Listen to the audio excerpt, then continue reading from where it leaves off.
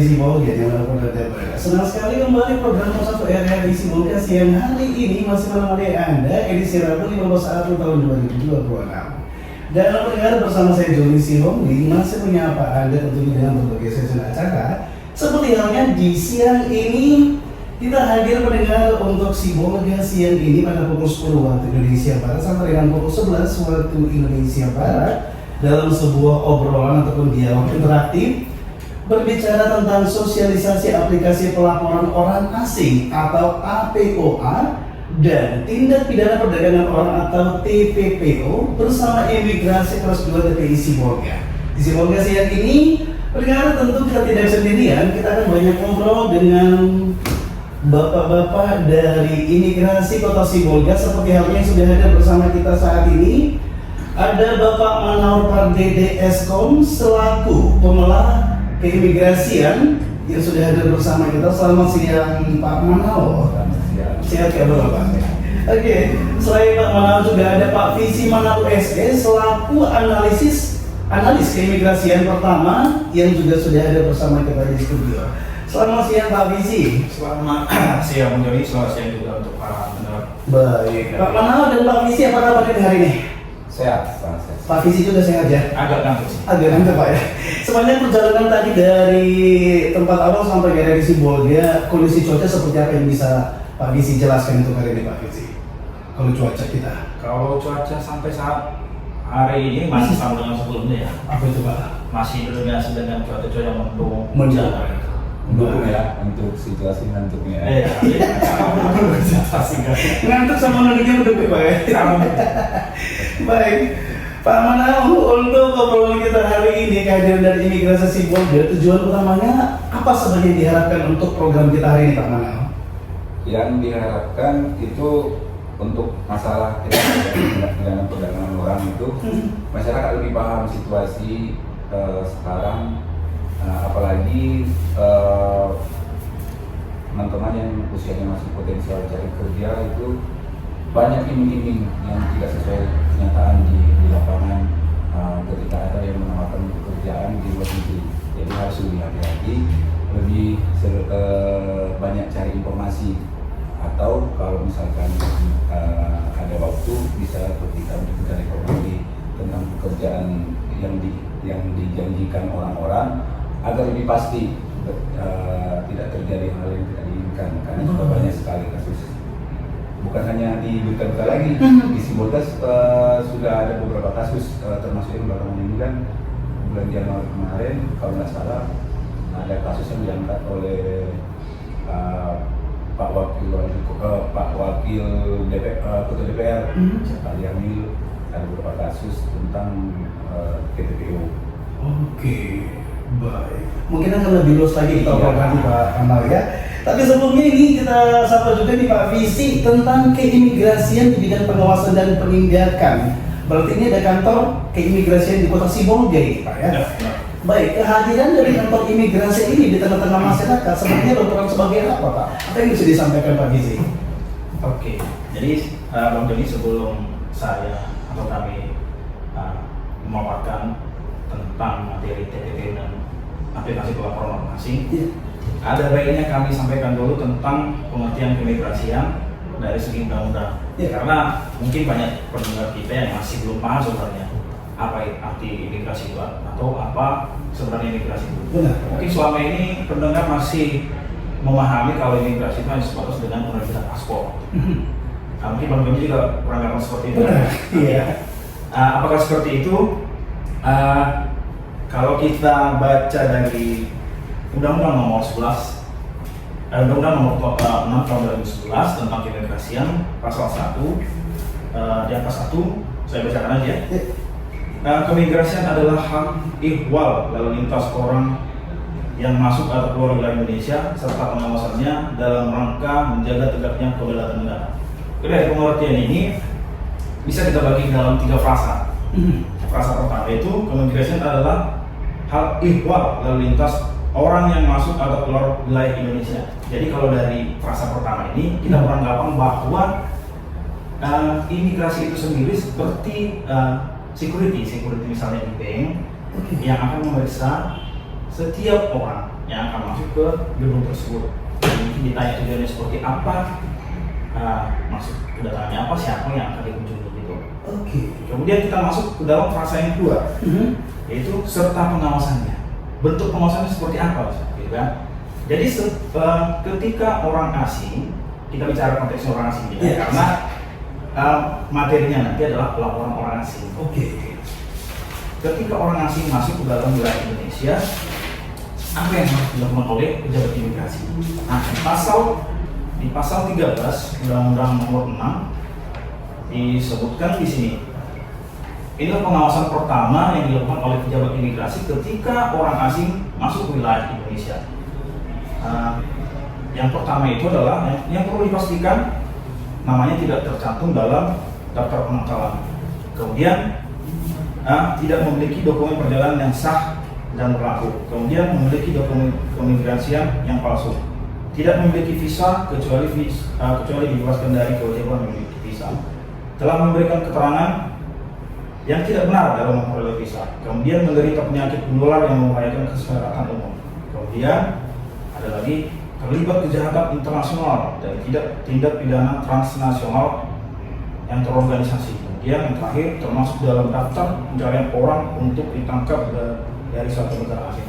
Jadi poin-poin ini perlu diketahui oleh pejabat-pejabat imigrasi dari sistem keimigrasian. Jadi kalau misalnya orang asing yang hendak masuk ke wilayah Indonesia terdaftar,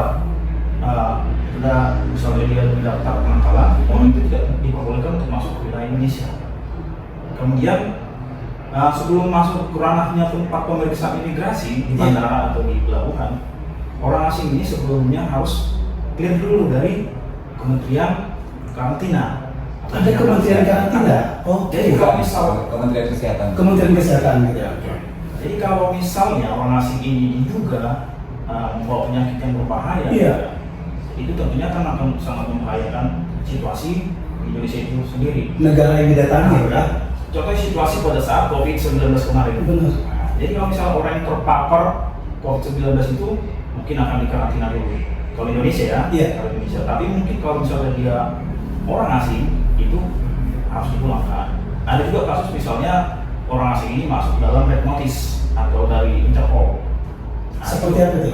Misalnya dia melakukan tindak kejahatan di luar negeri, jadi datanya itu sudah masuk dalam data-data red notice Interpol. Jadi itu langsung masuk ke database keimigrasian. Oke. Nah, gitu dia. Jadi orang-orang seperti ini tidak diperbolehkan untuk masuk ke wilayah Indonesia. Itulah sebabnya keimigrasian itu sendiri menganut sistem selektif polisi. Selektif polisi. Seperti apa itu? Jadi setiap yang masuk ke wilayah Indonesia itu harus orang-orang yang bermanfaat bagi negara kita itu. Oke. Itu pengawasan yang pertama yang dilakukan oleh imigrasi itu terhadap orang asing yang masuk ke wilayah Indonesia.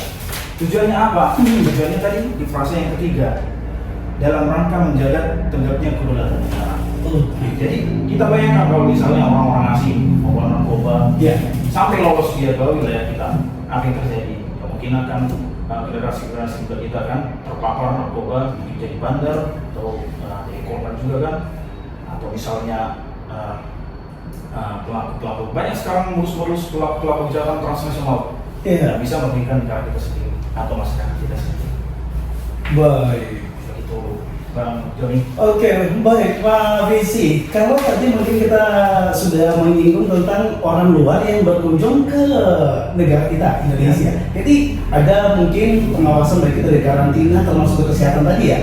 Kalau dia Pak orang Indonesia yang ternyata lagi berkunjung ke luar negeri, kemudian balik lagi ke Indonesia, apakah sama sistem yang diberlakukan? Sama ya? Contoh yang terakhir adalah dari Kepala Kas BNI. Yang di daerah Sumatera, di Sumatera Utara juga yang melakukan uang kas paroki Katolik ya. Sebuah gereja. Ya. Jadi datanya itu sebenarnya sudah masuk ke dalam data Interpol. Kan setelah kasusnya ketahuan, terungkap di publik, dia kan langsung berangkat ini ke Australia. Mungkin dari kerjasama oleh pihak polisi, akhirnya si tersangka ini kembali lagi ke Indonesia. Nah, data-datanya sudah masuk ke ranah Interpol. Oke. Nah, udah masuk dalam database keimigrasian. Jadi pada saat dia masuk ke Kuala Namu, Bandar Udara Kuala Namu, dia itu tidak langsung dilakukan dulu pemeriksaan di ruang tertentu, diambil keterangan, paspornya ditahan, kemudian diserahkan kepada pihak yang bekerja. Baik, Pak Visi, mungkin sebelum lebih jauh nanti kita masuk ke ranah TPPO kita sedikit mengulas untuk apa hal yang dibutuhkan mungkin oleh masyarakat Sibolga nih Pak Visi dan juga Pak Manao. Untuk masyarakat Sibolga, kehadiran imigrasi ini lebih tepatnya di bagian mana yang paling dibutuhkan ataupun yang harus dilakukan oleh masyarakat ini Pak? Kebutuhan-kebutuhan apa umumnya yang ada di Sibolga ini? Pak Manao mungkin? Kalau selama ini yang kita sebut manfaat imigrasi di Sibolga lebih ke pelayanan paspor sebenarnya. Karena kan jika dilihat dari di tahun-tahun 90-an kan imigrasi belum ada, masyarakat Sibolga harus membuat paspor paling dekat itu ke Siantar. Ke Siantar ya. Ya, jadi sekarang imigrasi sudah ada di Sibolga. Kalau yang selama ini kita lihat itu manfaat ke warganya Sibolga itu ya lebih ke pelayanan paspornya. Ke pelayanan paspor yang pada belum terjadi ya? Iya, karena kan kita ada dua fungsi, pelayanan dan penegakan hukum. Pelayanan dan penegakan hukum Pak? Ya, jadi kalau untuk ke masyarakat Indonesia, masyarakat WNI sendiri itu ya lebih ke pelayanannya. Sedangkan ke penegakan hukumnya lebih ke warga negara asingnya.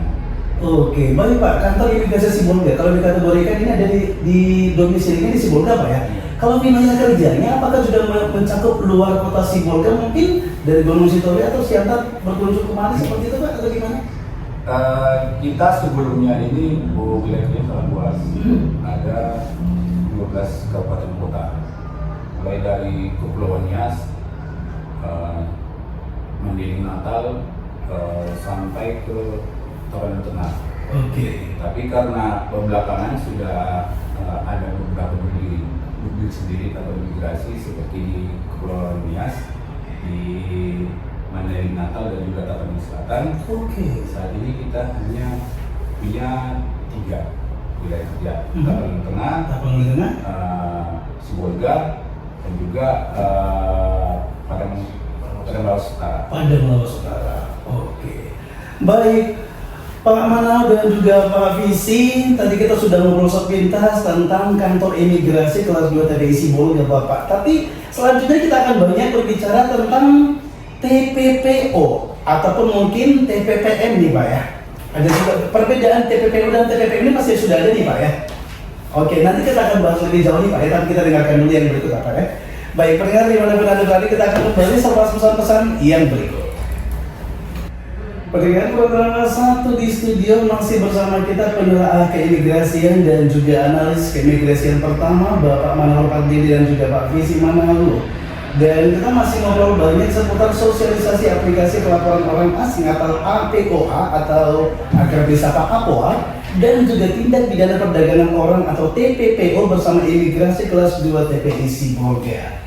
Pak Manao dan juga Pak Visi, seperti yang kita dengar sebelumnya juga informasi sudah kita sampaikan ke masyarakat bahwa ada aplikasi yang digunakan untuk pelaporan orang asing. Aplikasi apa dan seperti apa ini Pak Visi mungkin? Oke, Bang Joni, saat ini untuk mengoptimalkan penguasaan orang asing yang berkegiatan di wilayah Indonesia, Direktorat Jenderal Imigrasi telah membentuk atau telah menyusun satu aplikasi yang pertama, aplikasi pelaporan orang asing. Tujuannya apa? Tadi pada sesi pertama sudah saya sampaikan, pengawasan orang asing pertama kali itu dilakukan pada saat orang asing itu sendiri tiba di Indonesia, mungkin tiba pada saat di bandara atau pelabuhan. Kemudian setelah orang asing ini berkegiatan di Indonesia, apakah perlu diawasi atau tidak? Nah, itu yang jadi pertanyaan. Ternyata menurut undang-undang harus diawasi. Harus diawasi. Harus diawasi kegiatan. Yang jadi pertanyaan tadi adalah, sekarang kan kalau orang asing ini berkegiatan di Indonesia dengan tujuan yang bermacam-macam, misalnya dia mungkin berinvestasi, liburan, atau bekerja, mengikuti pendidikan, sekolah, atau misalnya berkunjung ke rumah keluarga. Kita kan tidak tahu. Iya. keberadaan mereka di mana. Nah, keberadaan mereka yang mungkin terdata adalah di penginapan atau hotel-hotel.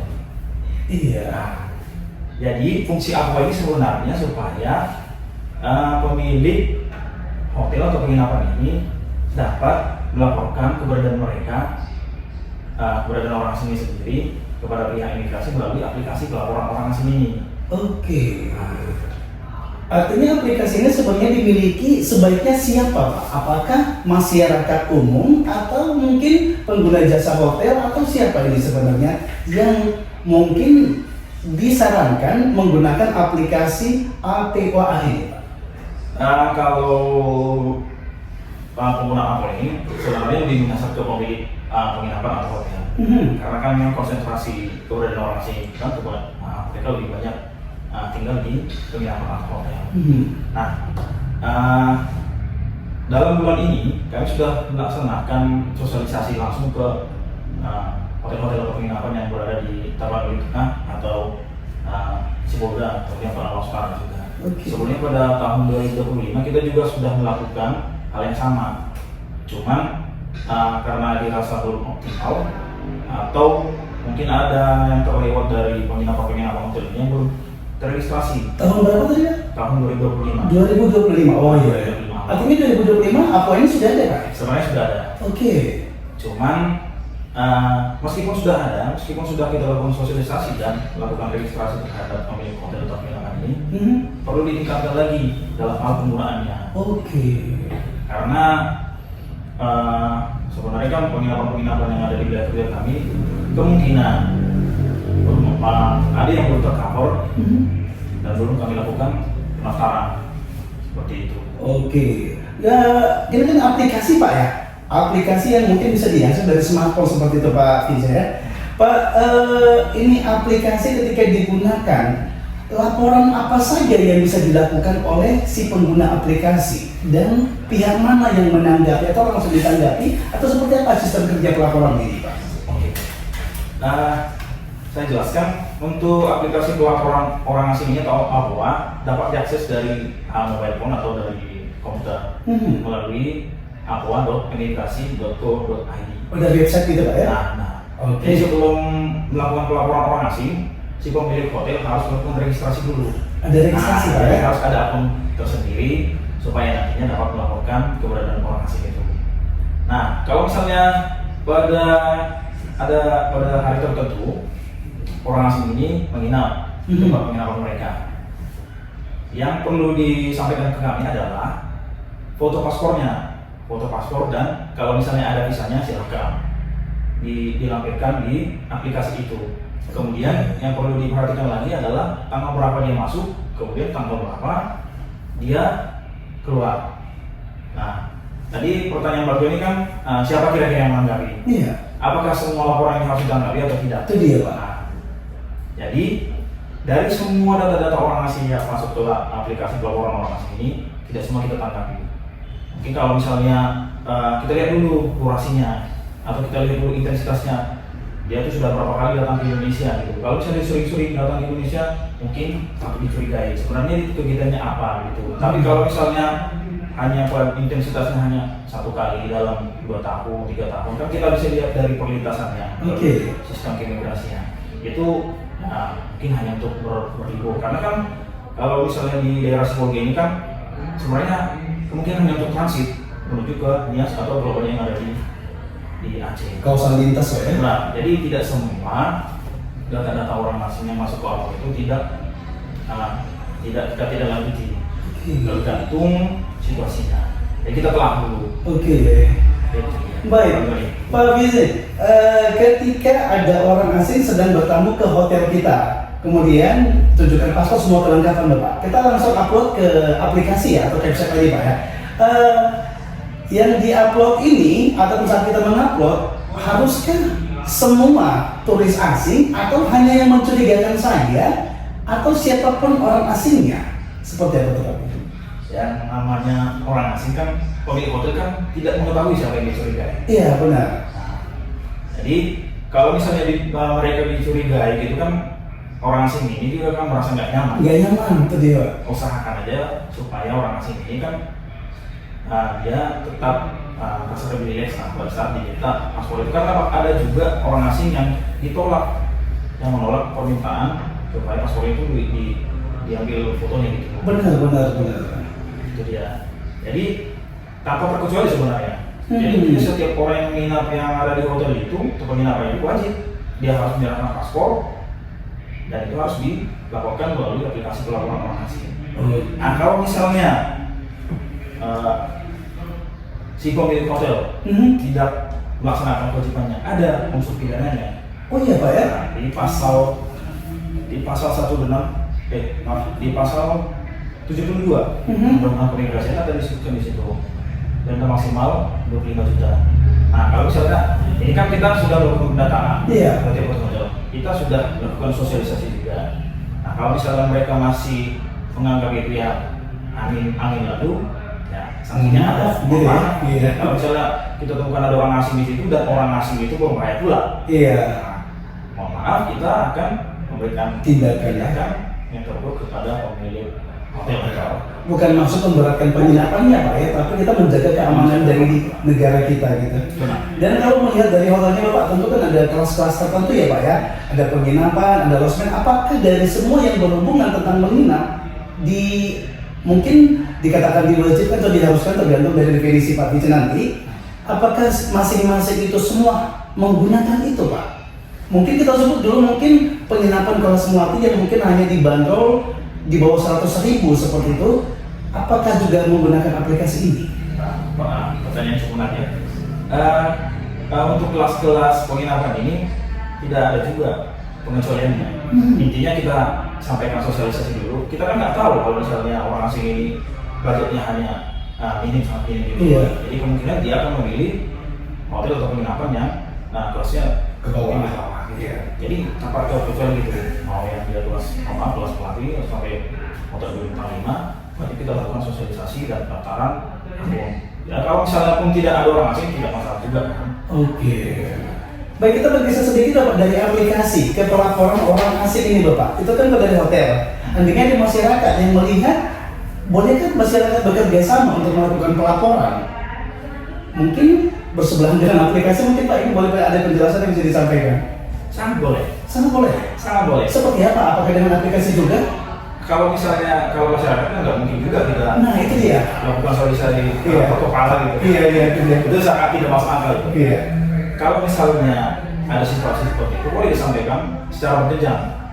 Mulai dari kepala lingkungan atau kepala dusun, kemudian naik ke kepala desa atau lurah. Nanti lurah mungkin akan disampaikan ke polisi. Polisi. Kalau misalnya pelaporannya juga sudah sampai polisi, mungkin nanti polisi juga akan berkoordinasi dengan kita. Imigrasian Bapak ya. Baik. Kembali ke aplikasi pelaporan orang asing APOA atau biasa disapa APOA ini Pak ya. Benar. APOA ini mudah nggak mendownloadnya Pak? Atau mungkin harus ada pendaftaran username lagi atau ada kode tertentu dari pihak imigrasi ke pihak perhotelan ini Pak? Sangat mudah sebenarnya. Karena dia berbasis website. Jadi kita dari mobile phone, dia juga bisa melakukan pendaftaran. Ya sebenarnya tidak terlalu susah sih untuk penggunaannya bagi pemilik hotel. Baik.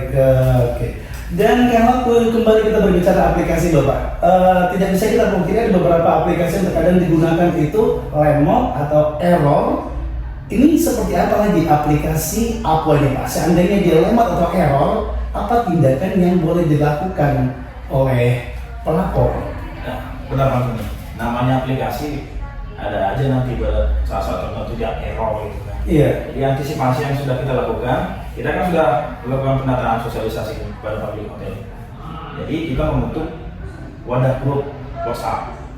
Jadi kalau misalnya aplikasi ini lagi kondisi error, boleh disampaikan dalam grup WhatsApp itu. Jadi berbarengan juga dengan masalah yang sedang dihadapi oleh pemilik penginapan itu. Jadi masalah-masalah yang mereka hadapi itu kita akan rangkum dan akan kita sampaikan ke direktorat.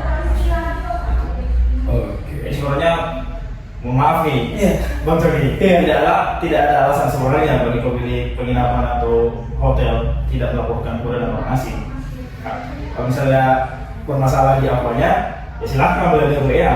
Kan nggak harus bilang Pak datang ke kantor kan. Iya, Kantor udah memakan biaya, memakan waktu, jadi kurang efektif dan efisien kan. Baik. Boleh ada WA. Pak Visi, ini ada pertanyaan menggelitik nih Pak Visi. Saya punya hotel, kemudian ada orang asing datang ke hotel saya untuk menginap. Saya itu sebagai punya hotel atau petugas hotel, wajibkah, haruskah, atau hanya kata boleh melaporkan? Wajib melaporkan atau harus melapor atau boleh melaporkan? Seperti apa ini Pak? Mungkin ada penegasan khusus?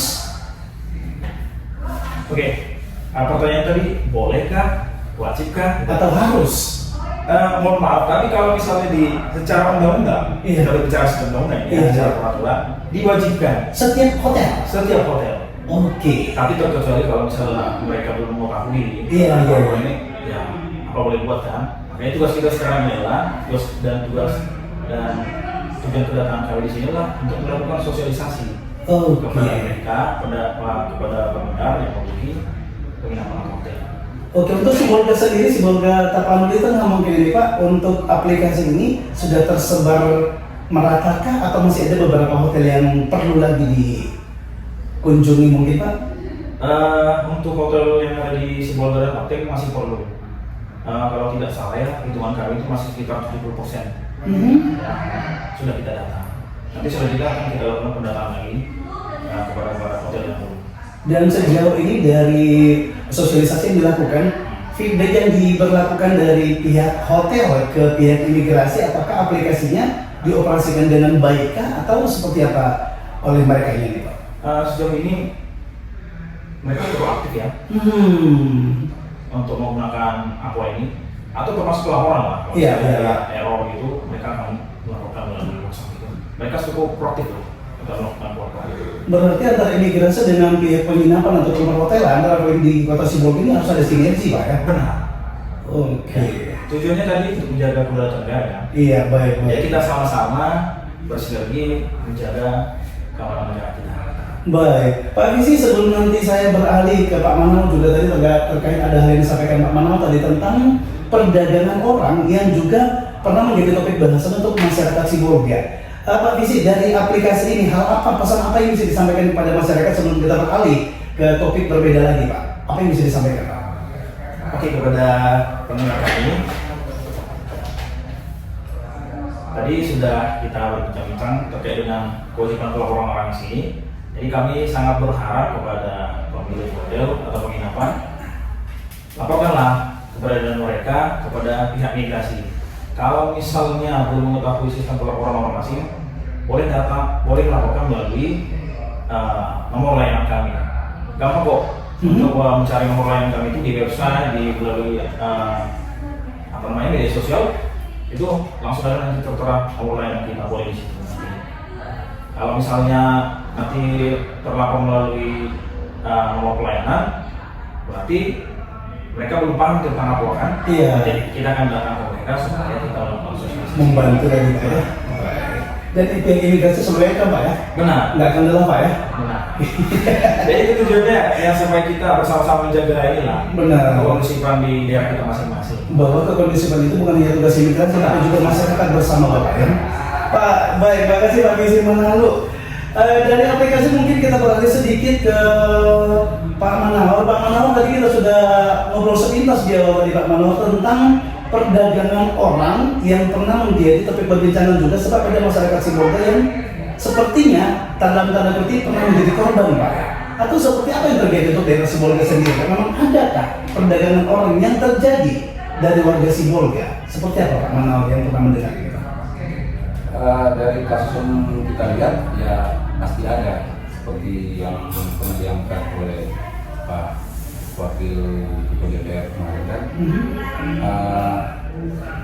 Apalagi ada beberapa kasus yang memang agak perlu kita lebih perkuat pengawasannya ketika ada masyarakat yang membuat paspor dengan tujuan ke negara Kamboja, karena negara Kamboja sendiri lagi isunya lagi hangat ini masalah perdagangan orang kan. Benar. Jadi perlu kita lebih hati-hati lagi, karena sudah ada beberapa kasus bukan hanya di luar Sibolga, tapi sudah ada di Sibolga sendiri. Baik. Dan kemarin kan kalau nggak salah ada beberapa orang yang sudah kembali, dan ketika wilayah kerja kita masih mencakup Madinah, saya juga pernah bertugas di sana dan melayani seorang bapak-bapak yang anaknya tidak tahu keberadaannya setelah berangkat ke Kamboja. Oke. Ya, jadi lebih antisipasinya ketika membuat paspor harus lebih ketat lagi dari sisi wawancaranya. Oke, baik Pak. Perdagangan orang ini sebenarnya, ini kita juga perlu jelaskan kepada masyarakat ya Pak ya. Apakah ini masuk kategori yang kalau dalam masyarakat awam yang mungkin disebut cido anak gitu ya, pencuri anak, atau juga mungkin ada yang bilang bahwa perdagangan orang ini adalah seseorang yang berangkat ke luar negeri kemudian nggak pulang-pulang. Nah, definisi perdagangan orang yang kita bahas di sini, khususnya dari imigrasi itu sendiri, perdagangan orang ini seperti apa ini Pak? Sebab di masyarakat juga beredar ada katanya ibu-ibu yang terkadang membawa anak untuk diperjualbelikan bagian dari tubuhnya. Seperti apa definisi dari perdagangan orang yang perlu kita pahami Pak? Kalau perdagangan orang itu saya coba bacakan aja ini ya. Iya. Jadi kegiatan merekrut calon pekerja di bawah 18 tahun dengan identitas dipalsukan atau didahului dengan ujuk rayu, kemudian disekap disekap sebelum diberikan pekerjaan di Indonesia atau sebelum berangkat ke luar negeri tanpa pelatihan sesuai jenis pekerjaan tanpa dilengkapi visa untuk bekerja ke luar negeri dan berangkat ke luar negeri hanya menggunakan visa kunjungan wisata. Wow. Jadi bukan kalau misalkan di kita sebagai masyarakat mungkin kan perdagangan orang mungkin dibawa orangnya dipotong-potong gitu orangnya gitu ya. Nah, jadi bukan hanya sebatas itu, walaupun tidak menutup kemungkinan ada seperti ini gitu. Jadi setiap kasus yang menjanjikan atau mengiming-imingi orang untuk bekerja di luar negeri dengan memasukkan data-data itu sudah masuk ke kategori TPPO. Nah, setelah di luar negeri, apakah orangnya seperti yang kita pahami tadi itu dipotong-potong? Tidak hanya seperti itu, bisa jadi seperti kasus yang kemarin yang saya bilang tadi, itu dipaksa bekerja dengan tidak sesuai dengan yang dibimbing sebelumnya. Oke, saya tahan dulu Bapak. Berarti perdagangan orang ini ada dua definisi Pak. Yang pertama tadi dipaksa bekerja tapi tidak sesuai perjanjian. Tapi ada juga yang ternyata memanfaatkan bagian dari tubuh dimutilasi begitu Pak ya. Oh, berarti seperti itu Pak ya. Jadi maksudnya kalau kasus yang kita lihat yang kemarin kan memang kembali orangnya, tapi tidak sesuai dengan yang dijanjikan sebelumnya. Iya, benar. Jadi kalau misalkan setiap perekrutan pekerja di bawah 18 tahun dengan identitas dipalsukan, walaupun tujuannya itu untuk bekerja atau untuk menambah organnya, itu sudah termasuk perdagangan orang. Baik, Pak Manawa, adanya perdagangan orang, ini kenapa sampai ada korban Pak? Di mana titik masalahnya ini kalau dari kacamata imigrasi sendiri? Letaknya di mana ini kendala ini Pak? Mungkin salah satu rendahnya mungkin pendidikannya dan juga lapangan pekerjaan yang belum memadai di Indonesia. Mungkin kita harus akui itu gitu. Tapi bukan berarti dengan keterbatasan kita tadi kita membiarkan masyarakat kita dibodoh-bodohi lah sama oknum-oknum tertentu. Memang kalau kita bisa lihat TKI yang prosedural itu kan sudah banyak yang membantu ekonomi keluarganya ya, di luar negeri gitu. Iya. Nah, kita tidak membatasi itu sepanjang prosedurnya dilaksanakan dengan legal. Nah, yang kita waspadai sekarang itu adalah TKI yang melakukan kegiatan mencari kerja di luar negeri dengan cara prosedural Atau ilegal gitu. Ilegal. Itu yang perlu kita waspadai. Baik Pak, legal dan ilegal. Kita sebagai masyarakat, bagaimana cara kami untuk mengetahui bahwa seseorang ini ataupun agensi ini legal atau ilegal? Bagaimana cara kami mengetahui? Mungkin Pak Visi atau Pak Mano supaya bisa bantu jawab ini, Pak. Mungkin ya. Kalau legal, pasti kita tidak bekerja sendiri. Kita dinas tenaga kerja atau kementerian tenaga kerja itu kita saling berkoordinasi gitu. Oke. Jadi sebelum kita menerbitkan paspor dengan tujuan untuk bekerja di luar negeri, kita juga sudah meminta data-data hukum yang diterbitkan oleh dinas tenaga kerja. Artinya si masyarakat harus meminta itu gitu, Pak ya? Iya. Oh, itu kalau misalkan prosedur. Oke. Nah, kan di lapangan banyak masyarakat yang tidak mau ribet gitu. Iya. Dan termakan janji-janji oleh agen-agen atau oknum-oknum tertentu. Itu mungkin yang perlu kita waspadai. Terkadang kan masyarakat mungkin Bapak sama seperti sampaikan Pak Mano tadi, keterbatasan ekonomi dan juga SDM, sehingga ada agensi yang dengan indahnya menyatakan, iya gajinya sekian loh, ininya sekian loh katanya. Dia balik tanya, ini resmi nggak? Mau ditekan Pak ya? Gitu ya. Kamu atau enggak? Gitu. Iya. Jadi sebaiknya masyarakat memang harus tegas dan menambah wawasan SDM kah? Atau seperti apa nih? Ya, perlu kita, maksudnya kepada masyarakatnya perlu kita warning banyak kasus-kasus yang janji-janji di depan ternyata setelah nyampe di lapangan atau di negara tujuan tidak seperti yang dijanjikan, bahkan bisa membahayakan nyawa si masyarakat tersebut. Oke. Itu yang perlu kita maksudnya apa namanya, kasih gambaran lah. Kasih gambaran. Iya. Jadi jangan hanya memikirkan jumlah nominal keuntungannya saja. Gitu. Resiko-resiko di negara, apalagi kalau di negara orang kan pasti banyak kendala bahasa, kendala orang itu bisa dihubungi gitu.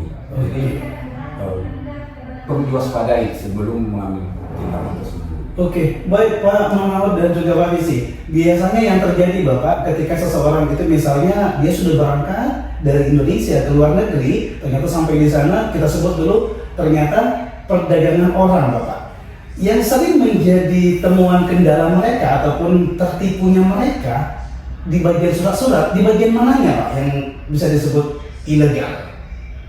Visanya kah atau ada surat-surat lain yang ternyata mereka tidak punya ataupun orang Indonesia yang berangkat ke sana, di bagian mananya mereka sering terkendala Pak? Yang tertipu gitu.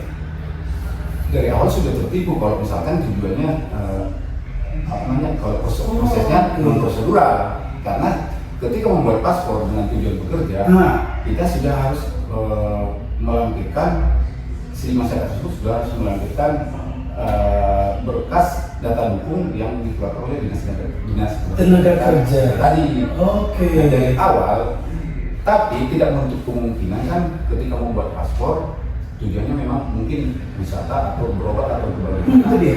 Nah, masa berlaku paspor kan ada 10 tahun. Kalau sekarang kita pelayanan di Sibolga dan menjadi 5 tahun. Iya. Nah, ketika dia membuat paspor pertama kali tidak menutup kemungkinan memang tujuannya legal. Tetapi ketika di tengah mungkin mencari pekerjaan dan sudah memiliki paspor, teriming-iming pada oknum dan berangkat. Nah, di situ mungkin pemasarannya harus lebih ketat lagi. Baik Bapak, tindak pidana perdagangan orang (TPPO) bersama imigrasi kelas 2 TPI Sibolga.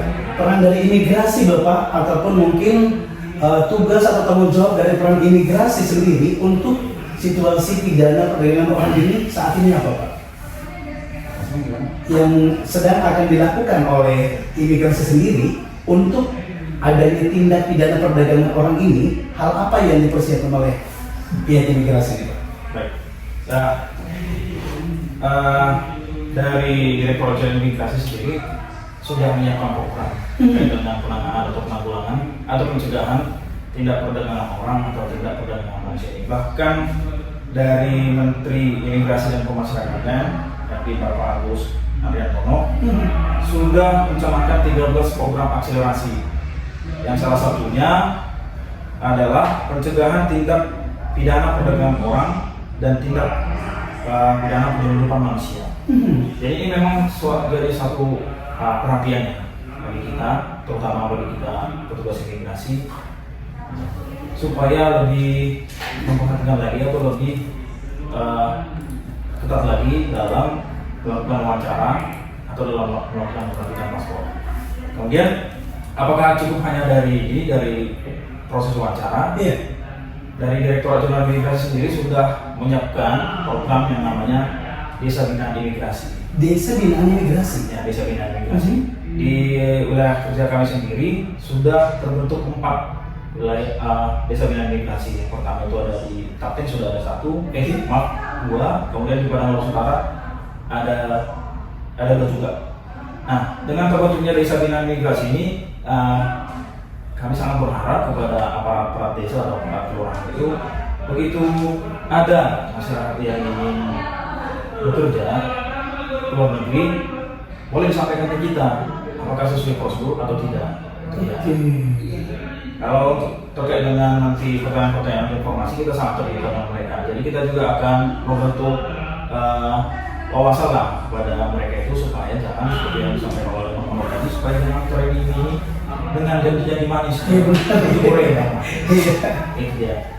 Oke Pak Manar, untuk daerah Sibolga kita sendiri Bapak, ini hal apa berikut bisa sampai kita ini, hal apa yang perlu disampaikan atau pesan-pesan apa yang perlu disampaikan kepada masyarakat Bapak terkait tindak pidana perdagangan orang ini Bapak? Yang mau saya sampaikan pada kawan-kawan mungkin yang usia-usianya potensialnya kerja, lagi yang baru-baru lulus SMA, lebih waspada. Kita tidak membatasi untuk mencari pekerjaan di luar negeri, bahkan kita bisa bilang mendukung. Tapi carilah pekerjaan luar negeri dengan cara prosedural, jangan mau terkendali oleh oknum yang tidak bertanggung jawab, apalagi statusnya tidak jelas. Oke, Pak singkat dulu Pak, sedikit secara kasat mata agen yang tidak jelas itu apa nih yang perlu kita lihat dari sikap mereka Bapak? Apa biasanya yang paling mudah kita sebagai masyarakat kita yang awam, ini benar nggak ya dia ini? Apa kira-kira yang boleh kita? Yang paling jelas itu takut untuk berhubungan dengan imigrasi. Oh gitu ya? Iya. Oke.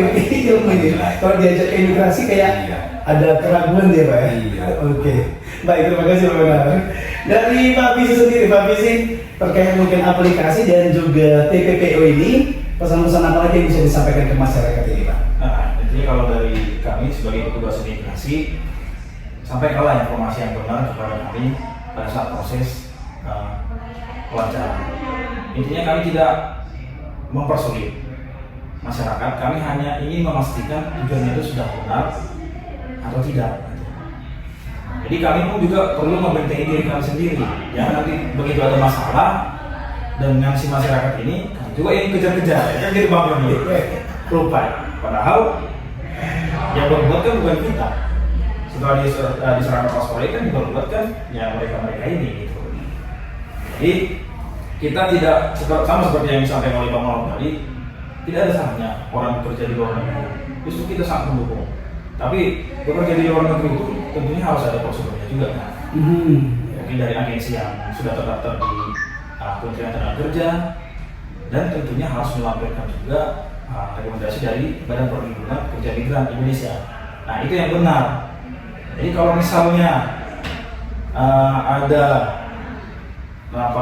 ini atau janji manis lah, mohon dipertimbangkan. Dan kita juga sebagai orang tua jangan cepat melepas anaknya untuk bekerja di luar negeri secara tidak prosedur atau non prosedur seperti itu. Ini juga untuk demi keamanan atau keselamatan anak kita semua.